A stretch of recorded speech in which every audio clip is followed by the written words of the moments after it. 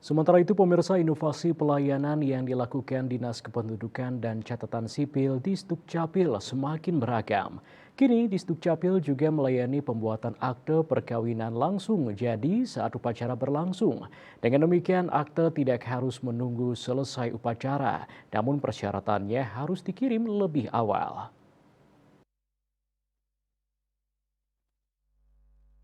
Kepala Disduk Capil Denpasar Dewa Gede Juliarta Brata mengatakan untuk pelayanan akte tersebut diharapkan dokumen persyaratan harus sudah dikirim sebelum menikah. Sehari atau 2 hari sebelum menikah dokumen kelengkapan wajib sudah dibawa ke Capil.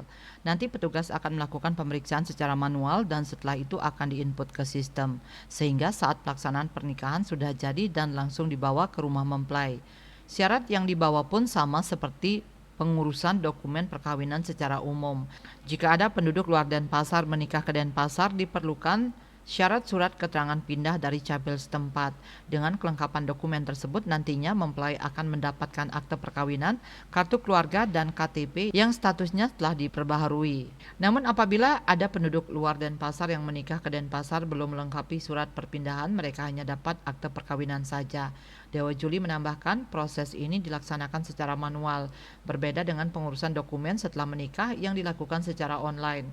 Program pencatatan perkawinan langsung jadi ini telah dilakukan sejak tahun 2023 lalu. Sampai saat ini peminatnya lumayan banyak.